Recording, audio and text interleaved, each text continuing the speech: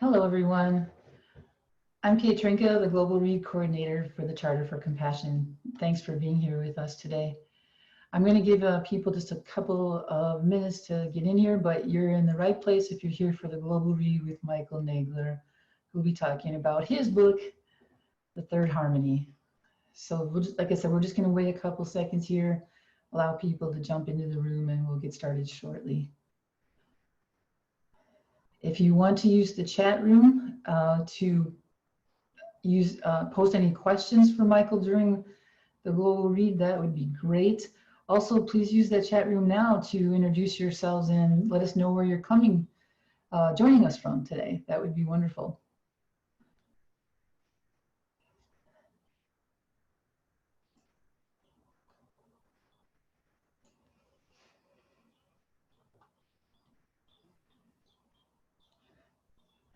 Hello, everyone. Welcome. All right, I think we'll get started here. Thanks for being here, everyone. Again, I'm Kate Trinka. I'm the Global Read Coordinator for the Charter for Compassion, and we're so excited to have Michael Nagler here with us, who will be discussing his book, The Third Harmony, Nonviolence and the New Story of Human Nature. Our host for today's program is Dr. Lisa Berkley. Let me just do something really quick, sorry. I'm going to stop my video so I can run my slides here. Today's Global Read is sponsored by Barbara Bowles. Thank you so much, Barbara, for making this program possible. She is the Edible Education Instructor and Curriculum Specialist. So thank you again, Barbara, for your sponsorship. If you're interested in sponsoring a future Global Read, that would be so wonderful. We have a couple of wonderful ones coming up next month. As you saw, we have Billy Collins coming in from, he's a two-time poet laureate, and he'll be with us on September 11th. He will be reading his poem, The Names, during this program, along with other select poems. But the Names poem was a poem that he was asked to write on the first year anniversary of the catastrophic event that took place on 9/11.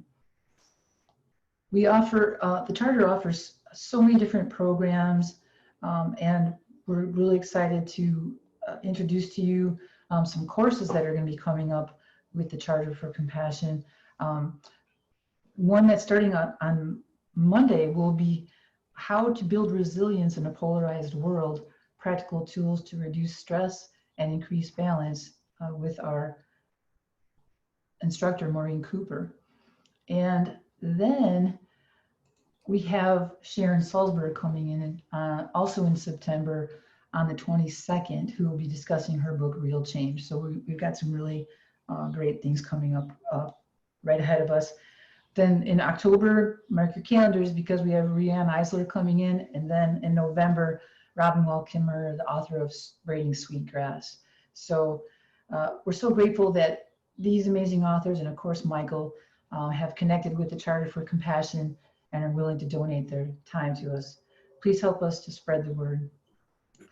Don't worry, I'll be providing links for all of these things in the chat room for you once the program begins. Again, if you just joined us, I encourage you to use the chat room to participate in the discussion. You can leave comments or questions in there, and I'll be sure to get them to Michael later in the program. And now it's my pleasure to introduce to you our host for today's program, Dr. Lisa Berkley. Lisa is the founder and director of the Institute for Inner Economy, which is a nonpartisan think tank dedicated to operationalizing positive peace for governance, diplomacy, and civil progress at the local, national, and international level. Her work as a peace facilitator, activist, and municipal leader has spanned across 3 continents and stems more than 25 years of experience in alternative, holistic medicine and education, stress management, and interpersonal conflict resolution. Her work has been publicly recognized across the globe. Dr. Berkley's current focus is on helping small to mid-sized cities adopt holistic city frameworks in order to be in alignment with the UN Sustainable Development Goals. She is an elected city council member in her home city of Marina, California, where she serves on a number of boards. Dr. Berkley also serves on the Advisory Council for Compassionate California, is the lead for Compassionate Monterey County, and is the co-lead for the Charter for Compassion's Peace Sector. Welcome, Lisa. Thanks for being here with us. Thanks, Kate. It's such a great pleasure to be here, and I'm super excited to introduce our guest today, Dr. Michael Nagler, who is the Professor Emeritus of Classics and Comparative Literature at UC Berkeley, where he founded the Peace and Conflict Studies program and taught upper division courses on nonviolence, mediation, and a seminar on the meaning of life. He's president of the Meta Center for Nonviolence and author of The Search for a Nonviolent Future, The Nonviolence Handbook, and their most recent book, which we'll be talking about today, The Third Harmony, Nonviolence and the New Story of Human Nature. In 2007, Michael received the Jamnalal Bajaj, I hope I pronounced that right? No? Okay. Hopefully, Michael, you can repair it for me. Thank you. The International Award for Promoting Gandhian Values Outside of India. That I got right, I think. Okay. He's spoken for the UN, the US Institute of Peace, and many academic and public venues for over 30 years. He's lived at the Blue Mountain Center of Meditation's ashram in Northern California since 1970. Welcome, Michael. I'm so happy to have you with us today. Welcome and good morning to you, Lisa. Thanks so much for that introduction. Yeah, it's called Jamnalal Bajaj. He was a Gandhi, he was so close to Gandhi, Gandhi actually called him his fifth son. But he was also a wealthy industrialist. And so they give these awards every year. Desmond Tutu won it back in 1980 something.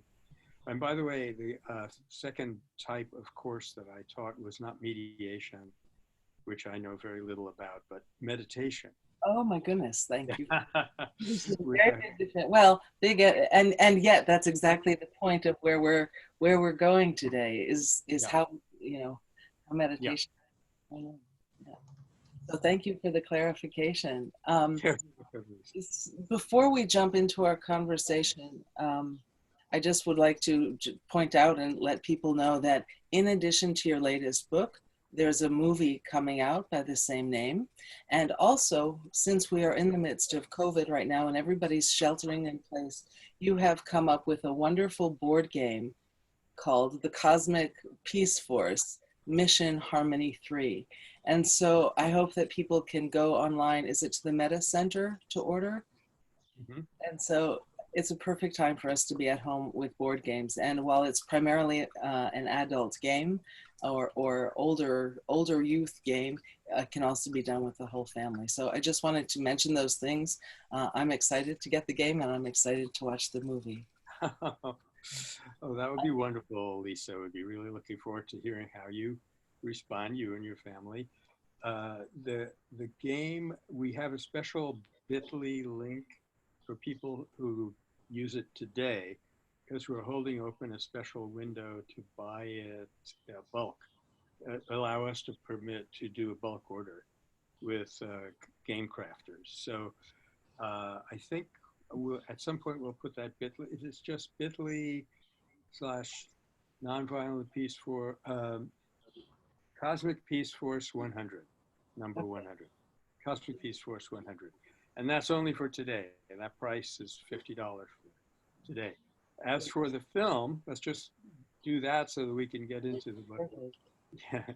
As for the film, it's releasing right now. We had a bit of a slowdown because of power outages. But by the end of September, it should be fully released. And on around September 10th, it will be screened at the Illuminate Film Festival, which originally took place in Sedona, Arizona, now takes place on the cloud. But if you look for Illuminate Film Festival, buy a ticket for the festival, we're the first film up in their series. Okay. And the film, the way I like to describe the difference is the book is about the new story with an emphasis on nonviolence. In fact, my whole argument is that nonviolence is the core of the new story. When we've discovered that, we're really at home base. And the film is on nonviolence with an emphasis on the new story. So they kind of dovetail that way. All right. Thank you for that clarification. Yeah, so that, okay, the decks are cleared, Lisa. Where would you like to begin? So I want to start off, as we were waiting for this to begin, you shared that there's something on your mind or on your heart you'd like to talk about. So why don't we start there and allow the conversation to just evolve? Yeah, very good. I mean, it's not a happy story, but it's a good jumping off point. Yesterday, because one of our local markets is doing curbside deliveries, and because I live in a community, I went in with a shopping list. So this was in the city of Sebastopol, which is outside of Marina. I would say it's one of the nicest places to live in California, if not the whole country. It's a very pleasant town. At one point, the whole school board, the whole city council was members of the Green Party. So it's very Northern California, very progressive. And I had to return a book to the library. Along the whole side of the library were displayed drawings, paintings that had been done by students, children in Sebastopol schools. Now, because of all the meditation that I've been doing for so many years, I think I have a little bit of an ability to kind of look past the surface and see into the state of mind that a person is expressing in their art. And I have to say, these were not happy children. These were not healthy children. The imagery would have been very disturbing, even if it had been adults. And I think this is a good way. Well, thank you for letting me share that, because it's on my mind and heart right now. But it's a good way of defining the problem. There are many ways, but this is one good one, which I think is very gripping. How do we build a world in which our children grow up healthy and happy? We have not succeeded in doing that so far. So it's an enormous shift that has to happen. And as I mentioned in the book, I first became aware of this idea of a paradigm shift, well, probably in the mid-70s in Berkeley, when a group of crazy colleagues of mine were circulating these mimeographs about how the paradigm is shifting, So it hasn't quite happened yet. So, I mean, how do we turn a ship of that size and that subtlety around? And so I think I've discovered a handle, a leverage point, which is what we nowadays call the story. That is, what is the underlying narrative that sustains how we see reality and how we see one another without our being consciously aware of it. And we can be consciously aware of it. We can deliberately change it in our words and our actions. And that'll be our strongest leverage point for shifting the culture. So, in a very profound way, it's a shift from an old story, which is a story of materialism and separateness, randomness, helplessness, we're just random fragments in a meaningless universe, et cetera, to a story in which we recognize ourselves as spiritual beings who are evolving and who can take our own evolution in our hands. So that's where I'd like to begin. And Lisa, what have you got on your mind? Where should we go from here? Actually, interestingly, I have on my mind and on my heart a similar theme, actually, which is how do we shift into this new story? And for the sake, I'm going to just be transparent here as far as feeling. So I have found myself the past few days, but also realizing that this has been kind of a pattern in my life, of trying to live the new story for many years, coming from being a massage therapist and healer, you really feel the interconnectedness of people. And so that's the reality I do my best to live. And yet I keep finding myself with people who are not, that's not the framework that they're coming from. They hear the words, they think the words, but they're not yet embodying this as far as care, compassion, and interconnectedness. And so, but I look to some of your words in your book, which I just want to take a minute to read to sort of frame this a little bit more. You quote, I will also, your wisdom deeply connected also with that of Martin Luther King. So in your book, you quote MLK in the letter from Birmingham jail, and it says, "It can never be what I ought to be until you are what you ought to be, and you can never be what you ought to be until I am what I ought to be." And then you take it even deeper, and you say, "I need to be who you are to be authentically different from me on the surface. I need that in order for us to be truly one in the deep place of our aspirations and our deepest longings, avoiding the friction of needless competition. We can make this a simple guideline. Diversity is crucial on the surface of life as unity is beneath the surface." I love that. It's addressing this duality that we live, and how do we navigate? And when I say duality, it's like the yin and the yang, where they go together, the dark and the light, but each needs one another and has the other within it. And so I guess on a very practical level, I ask, how do we navigate through this awkward space of holding the space, a knowledge of unity, and help others come into that space without bringing harm? That's, well, I'm old enough to remember a quiz program where they would have called that the $64,000 question. Right. You know what I mean? Yeah, that So, really is a very good way to frame our whole inquiry. And I guess what I want to do to get us started is take that whole series of observations, which actually starts with Howard Thurman. Mm. He's the one who said, I can never be what I ought to be until you are what you ought to be. King adds the yang to that, the complementary half. I add the recognition that unity is within and diversity on the surface. And that's exactly where they need to be. Each one needs to be really the whole tragedy of life is thinking that diversity exists within and then looking for unity without. And to make it with a capital P practical, I would take it one step further and say the way we do this is to become grounded in the unity within. When we have, both our feet planted in that spiritual unity that connects us all, then diversity becomes absolutely delightful. There is no need to compete.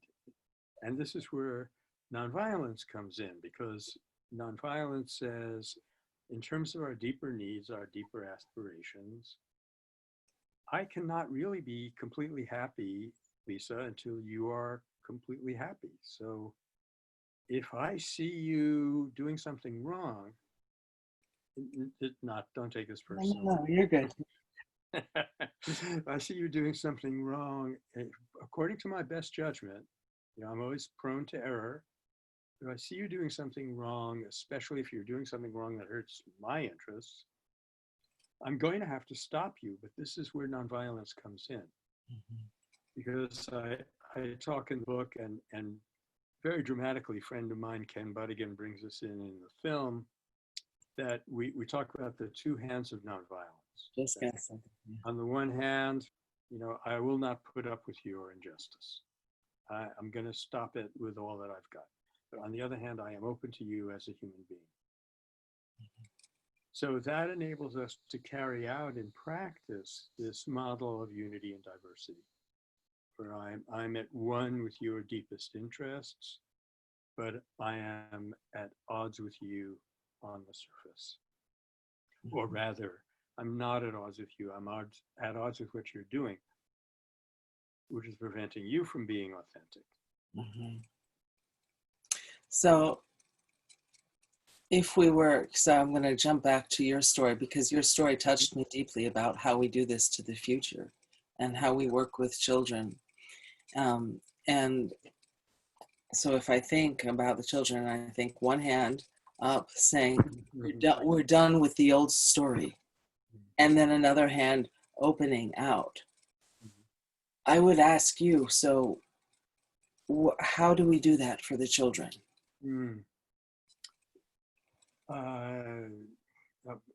Stephanie Van Hook, the executive director of the Meta Center, was a Montessori teacher for young grades for 3 years. So my knowledge is, in addition to being a parent and a grandparent, partially successful in both roles.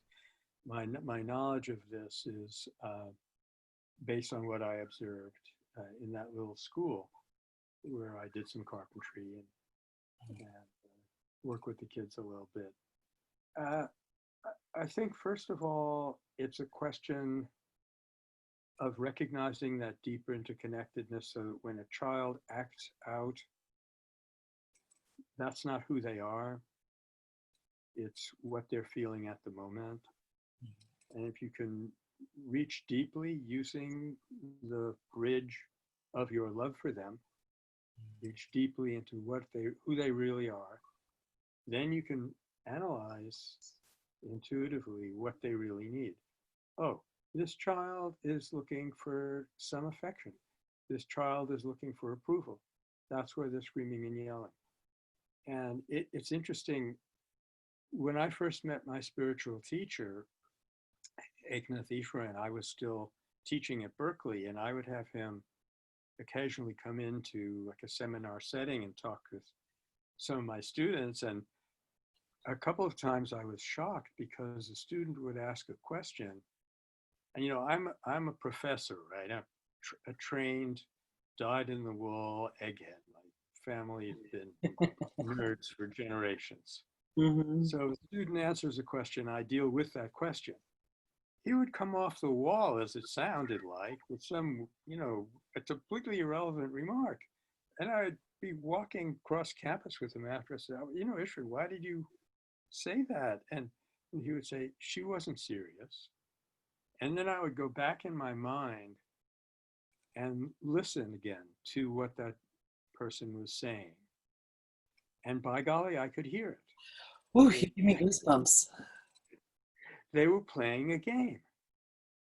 And he spoke to who she really was. So now how do you accomplish this? The more we become aware, there's only one way. The more we become aware of who we really are, the more we become aware of who others really are. So that's where meditation comes in. That's exactly where I was going to go. How did I know?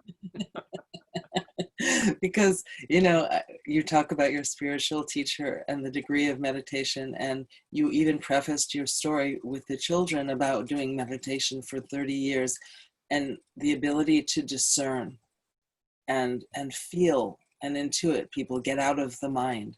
So maybe we can talk a little bit about the role of meditation, and then even in your book, you have an entire section on and a list of types of meditation and all of this. This is one of the greatest things that I love about your book, is that you blend. It's a beautiful balance between scholar, academic, and practitioner. Here's the research, and here's what you do. And I want to give a shout out to that and really thank you for that. That's so, so important, especially in today's world. But going back to meditation, let's talk more about why that's important and how it can help us. Yeah. Wow, they're even better than the last question. And thank you for that observation about the book, by the way. You know, I spent so many years as a researcher and so many years as a practitioner, and it's all finally coming together. But so it turns out that in this life that we're living, the mind is constantly active, and a lot of that activity is what they call in Sanskrit samkalpa, which means really it's just spinning its own wheels. It's not acknowledging reality, responding to reality. It's responding to its own inner commotion. So all systems of meditation, wherever they come from, and I'll talk about the one I follow in a minute, they all have this one goal: to get that mind quietened down without you going to sleep, okay? And when you do that, you start to perceive, though there's a long, long way to go, you start to perceive an underlying reality.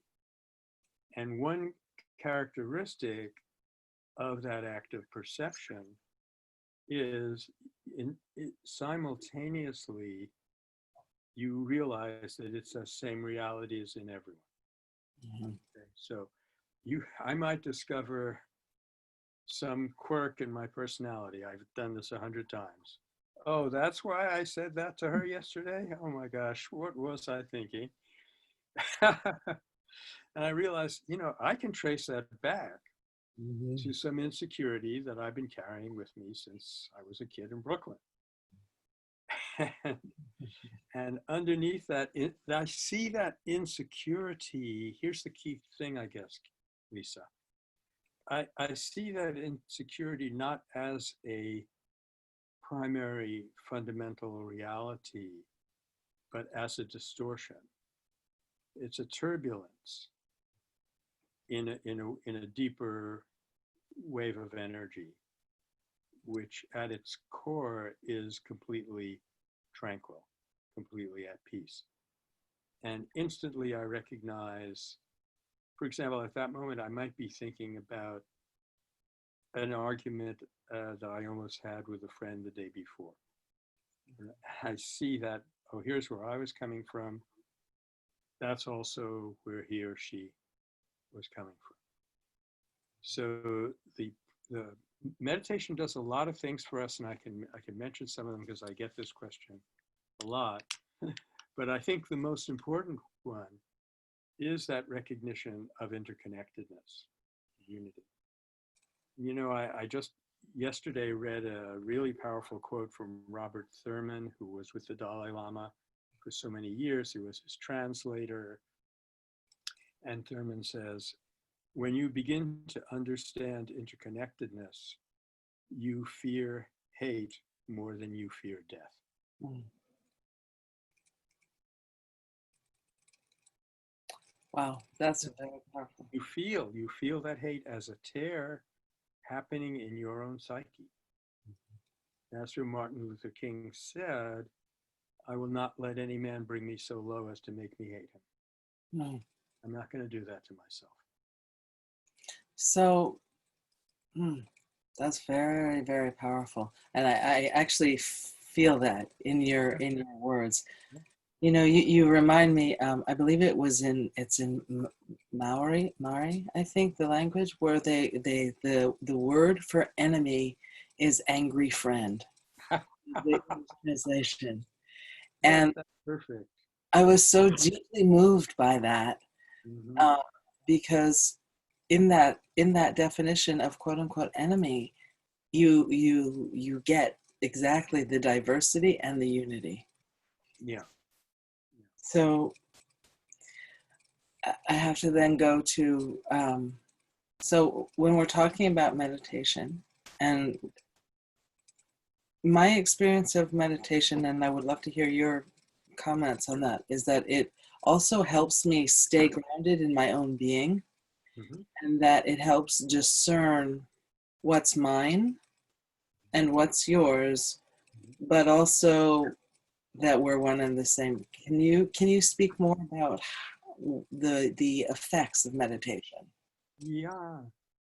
Yeah, that is kind of an extension of the effect that we were just talking about. For example, the kind of meditation I do is called passage meditation. Mhm. And what we do is we memorize an inspirational passage like, the prayer of St. Francis of Assisi or part of the Dhammapada of the Buddha or whatever, Mhm. and close our eyes, get into the right position, and go through the words of that passage.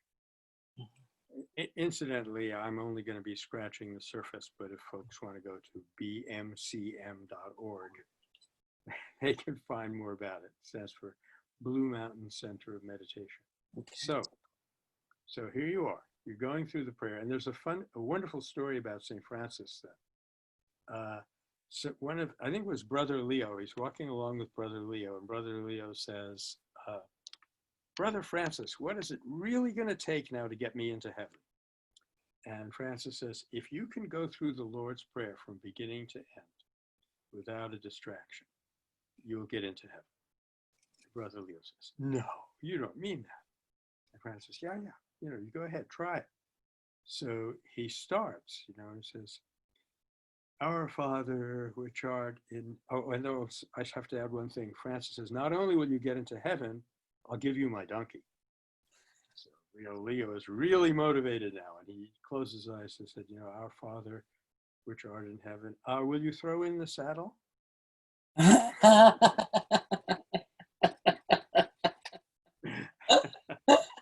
Yeah. So there you have it, and so that's what we're doing in meditation is we're trying to overcome those distractions, get to the core message of that passage, which is a path leading us to awareness of our deeper self. So when you talk about the role of nonviolence in the new story and meditation being a significant key, what other components make up the new story? I think you can boil it down to 5 or 6 basic propositions, each one of which is in stark opposition to the worldview that I grew up in. First and foremost, I guess, the world is not made of material objects, and it is not a material object. The world is, to use the Vedantic model, a projection from a spiritual reality to an apparent material separateness. So because it's not a material object, it's not separate. Everything is deeply interconnected if we get under the surface. We have in unexplored, untapped inner resources. So immediately, the craving, the exploitation, the competition, it's gone. I don't need that. I don't need what you've got. I've got everything I need inside myself. So, and then comes the recognition that we're far from realized. We have a long way to go. But we live in a benevolent, meaningful, spiritual universe. And we can make ourselves a perfect vehicle or channel for that meaning by overcoming our inbuilt conditioning, which in practical day-to-day terms means overcoming those distractions that the mind is constantly throwing out. And one of those big distractions is that the belief that a person is an enemy, not an angry friend. Okay. It's wonderful how indigenous wisdom comes in here sometimes. In my book, I mentioned another beautiful term for nonviolence, which I wish it had caught on. And this is from Tagalog, the indigenous Philippine language. And it's aloy dangal, which means to offer dignity. Oh, that's right. So I just have to say, so I'm sitting here, I have my phone, and as I said to you the other day, I read your book on my phone, which is the first time I think I've ever done that. And I had all of these highlighted notes, and they've managed to disappear. So, so I got my lesson: stick to beautiful books that you hold in your hand with stickies and highlights. And yes, there you go. I will now be purchasing the book because I truly love this book. And that was one of the things that I wanted to circle to that kept speaking to me throughout, is the role of dignity and how that plays into this story. So I'm going to bookmark that though for a second, because I'm thinking again about enemy and angry friend. And I'm thinking, and I wish I can find the highlighted section. About compassion. And let me see, you talked about this shifting. I think it was anger and fear Anger to to compassion. compassion and forgiveness. Yeah. Can we talk a little bit more about that too? Yeah. One of the really important lessons I learned was, okay, first of all, ontologically, just looking at the dynamics of things, anger is basically energy that has taken that form. Mhm. It didn't have to take that form. It doesn't have to stay there. And as Martin Luther King said, he was once challenged at one point saying, "You created these outbursts of anger." And he said, "We did not create outbursts of anger. We expressed anger under discipline for maximum effect." Mhm. So that discipline is to reconvert anger into compassion. Mhm. But someone who is at my superficial level, I can't do that directly. Like I can't unplug like an old fashioned telephone operator, unplug anger and plug it into compassion. I have I don't know how to do that. But what I can do is when I'm feeling anger about a particular issue, roll up my sleeves. Right now I don't have any, but let's say I roll up my sleeves and I get into action, which will correct that issue without hurting any person. And then I discover after a while, hey, I'm not angry anymore. Where did it go? I'm feeling sympathy with that character. So the shift, the shunting, if you will, of that current of energy that's going in a negative direction into its positive counterpart, it happens by itself. Our job is to act as if it were already there. You ask yourself, if I felt compassion for this person or persons who are annoying me so much, okay, I'm not going to vote for him. That's one thing. But what am I going to do to prepare a better world where people will not fall into this trap? And then pick out some kind of positive, constructive work that addresses the problem. And when you're working on it, the anger will go into that channel because that's where you're digging the canal for it. That's That, so interesting. No, I'm sorry, did I cut you off? no, I just was saying, did I make that clear?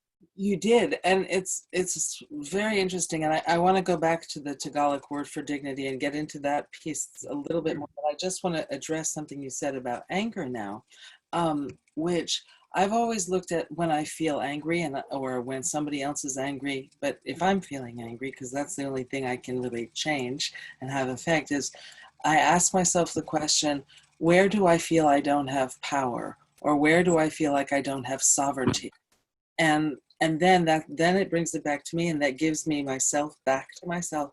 But you've just added another layer then to how do we get to compassion. And so I really, really appreciate that. Thank you. Yeah, very welcome. And also, Lisa, when we start to develop, gain some sovereignty within our own mind, the realization slowly dawns on us that that is really the only sovereignty we ever wanted. Precisely. And then we don't need to make other people dance to our tune to make us feel, oh, we're sovereign. We dominate the streets and we do all the rest of it. So yeah, for clarification, when I say sovereignty, I appreciate it is exactly in the context you mean it. And wow, thank you for that. That like track it correctly. Sovereignty over your own being. And empowered in your own space. Yeah, thank you for yeah. So, I'm sorry. Go ahead. People have been studying Gandhi from the point of view of what an incredible CEO he was. He ran an informal 501c3 organization with like 100 million people in it, who were all doing what he wanted. And how did he manage that? How could he be such an incredible leader? And as one of my colleagues in India said recently, because he was an incredible leader of himself. Wow, that sums it up perfectly. Yeah. So back to the Tagalog. What was the word again? Alay Dangal. It's spelled ALAYDANGAL. Now, I do not know that language, but my Philippine students told me, yes, it means to offer dignity. So in a sense, when a person is threatening you in any way, shape, or form, that person is in a way degrading him or herself. And he or she is aware of it on some level. So what you are doing as a nonviolent actor, by accepting the dignity of that person, is to kind of hold a mirror up to his or her own worth. And then they no longer need to try and get it from you. So that is kind of the core dynamic of nonviolence.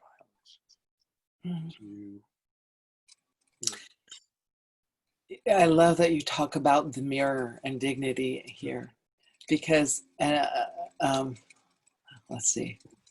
I don't think we're supposed to get into politics, so I won't go there. But I will. You're dangerously skirting the edge of it all along. Yes, absolutely. But what I will say is that I am reminded of I forget what chapter in the Lotus Sutra. There's this beautiful story that goes like this. There's a horrific despot of a leader, abusive and violent towards all of his people that he's supposed to be leading. And everybody is convinced that when he dies, and finally he does die, that he's going to go into the bardo, this space of hellish version. I know that's an oversimplified version, but and then it becomes revealed that actually no, this horrific despot of the leader was Buddha coming to teach people compassion. And I really value that story, because without going into politics right now, what I see happening around us, as painful as it is, and it is devastating, there is this waking up that's occurring.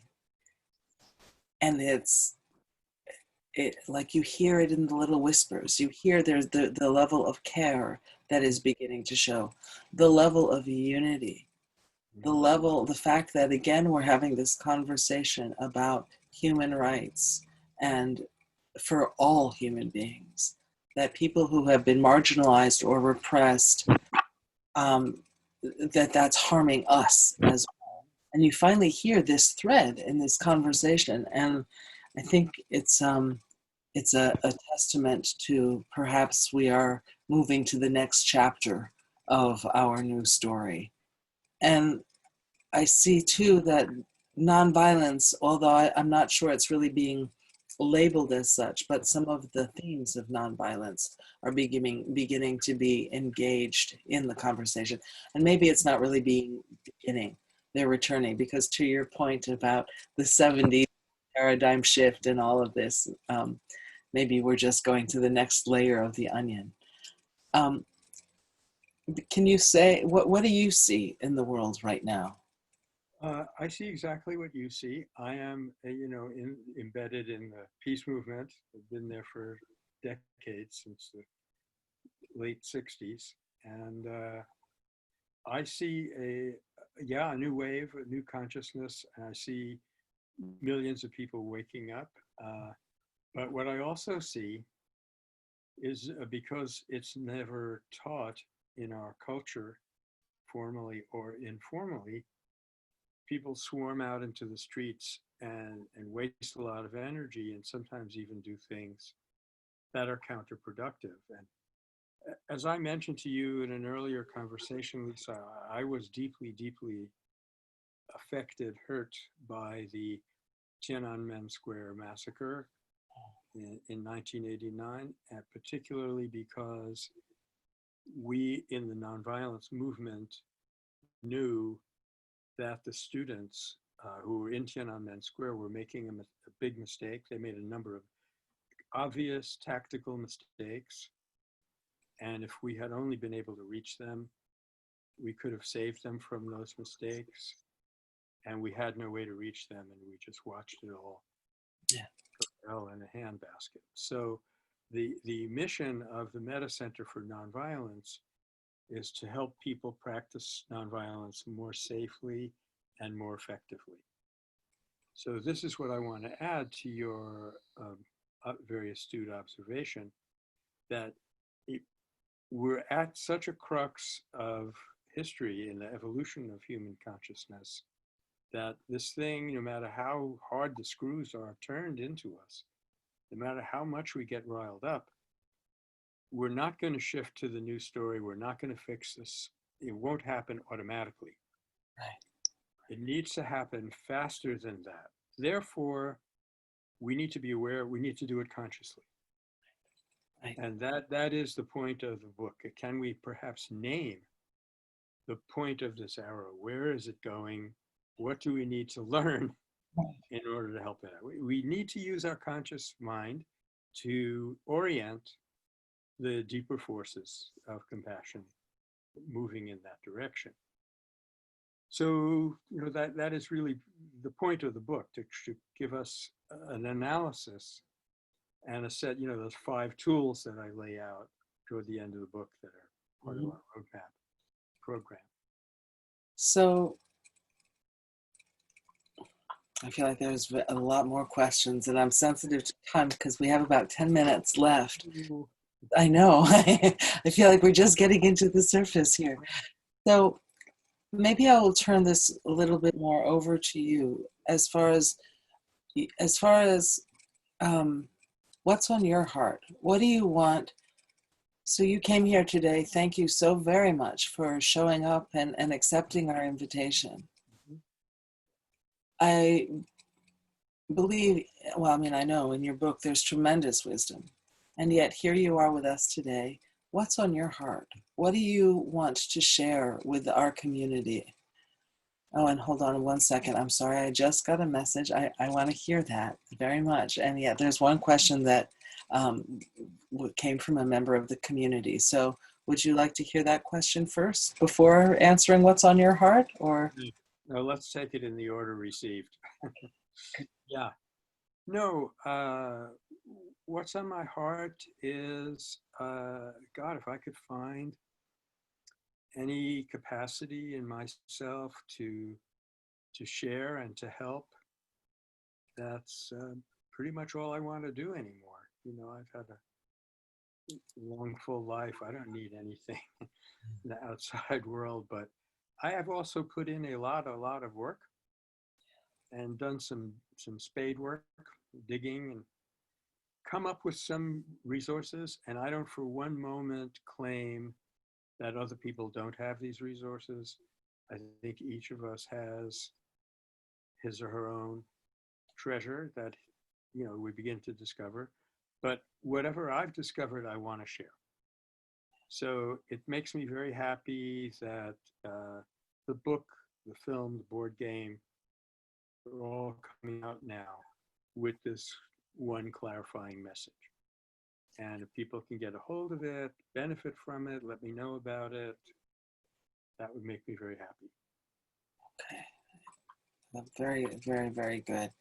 Now there's all kinds of questions that are now coming in. So I even though I have more of where I want to go here, I want to be sure that the people who have been sitting here listening can participate. So Firke and Tisai is the culture, and I hope that I said that correct. Firke M. Tisai is the culture of consumerism and greed. It asks, the culture of consumerism and greed affecting the way we deal with others, including pushing individuals and countries to be violent? Yeah, well, the short answer is yes. And the slightly longer and more third harmony answer is the reason for the prominence and the faith, quite frankly, that we repose in consumerism is ultimately the lack of awareness of the resources within us. You know, you have this simple example of, it's happened to me, it's happened to every one of us. Suddenly I'm hungry, you know, why should I be hungry? I just had a big meal an hour ago and here I am going over to the refrigerator for a slice of cold pizza. And then I stop, I said, wait a minute, you know, this is not physical hunger. What's going on here? You know, and I discover that there's some anxiety, some insecurity within myself. So if I have a tool to address that anxiety within myself and alleviate it by using a mantra, you know, if timing is right, I can run down to the meditation hall, deal with it that way. Then I don't need that thing. So it's this lack of awareness that we have resources within us, primarily because of what I call pop culture. You know, advertisers do not want you to be aware that you have resources within you. Then you wouldn't need theirs. They would be out of a job. Right. Enormous pressure to believe, quite wrongly and quite damagingly, that we need things from the outside world to fulfill ourselves. And as Freud pointed out, because that doesn't work, we go on and try it again more. And eventually I come to a point where, hey, I need your thing. And then the violence comes in. Right. And actually, you just raised a very good point about your book too, that you've got resources for, because so where when I was listening to you, I was thinking about, you know, I've heard it said, what would happen, it was specifically about women, what would happen if women actually saw themselves as beautiful? What would happen? And the entire industry would be gone. But I take it a little bit more as, what if we all saw ourselves as beautiful and enough? Then lots of industries would be gone. And then from there, I went to this section in your book where you're talking about what we watch. And in fact, I believe it's how you open your book, or it's a very early part of the book, about when we're watching violence, it's breeding violence inside of us. And then people say, well, I have to watch the news. And then you point out, well, there's other sources of news. And in your book, this is a huge plug for your book, if no other reason, there's an entire list of resources that frame the world in a positive way and still keep people informed. Yeah. Thank you again, Lisa. And by the way, do folks know how to get the book? Would that be one of the things that... Yeah, let's do that. There's one more question from Juliet. And she's, I think it's Juliet, I'm not sure. Anyway, this person says, my son said human nature is such that violence is natural. What do you say about this? I pat your son on the head like I just wanted to pat your nice fat white cat that you had in the back. And I say, I'm happy to tell you, son, that is not true. That is not our nature. And there are tons and tons of science to demonstrate the opposite. A lot of that is in our film. A lot of it is in the book. And I would encourage you, my dear boy, to pay attention to your own responses, your own awareness. There's this incredible story that I heard recently about a guy who's playing on the lawn with his son, and he's playing with a lot of toys, and a very poor kid from the neighborhood walks by and waves at this boy, and the father says to the son, "Give him one of your toys." So the kid picks out his rattiest toy, his old broken down thing that he never plays with, and starts to hand it to him. His father said, "No, give him your favorite toy." So Gulf said, "Okay, but Daddy told me I better do it." So he does it, and then the father gets anxious and he says, "This child is going to hate me for that." And the child said, "Dad, could we do that again?" Goosebumps. What a beautiful story. So, excuse me 1 second. So our job is to make our children aware of that when it happens within them. So, to be alert to opportunities, to show them that inner compassion is there. So I love the way this conversation has gone, because we started with the pain of seeing these children with hurt eyes, and here we are. You just answered the question. Wow, beautiful. So to your comment about, do people know where to get the book? So for those who are in the chat, there are all kinds of links, and also there were some other questions about the best way to learn nonviolence and learn it from your book and from a program. Like, what's the best way to learn nonviolence? So I don't know if this chat is going to be transposed, so maybe you want to just very slowly tell people the URLs or the links to find. Yeah, I guess I would mention our own, metacenter.org, and all people need to remember is that meta has 2 T's. It's the Pali word. And we have a lot of resources in that website, and we're always reorganizing it.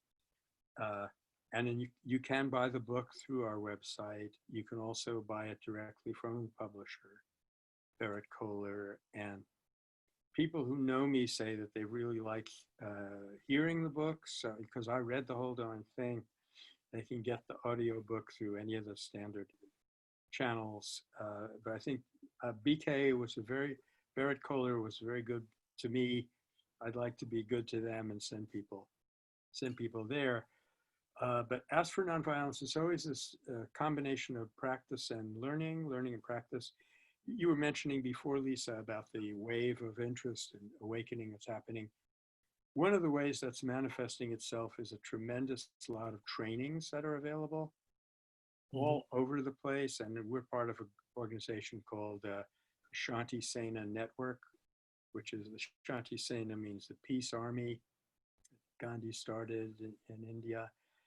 So through the Meta Center, you should be able to find your way to the resources you need for understanding, the resources you need for training, the opportunities for action. All right. Well, thank you.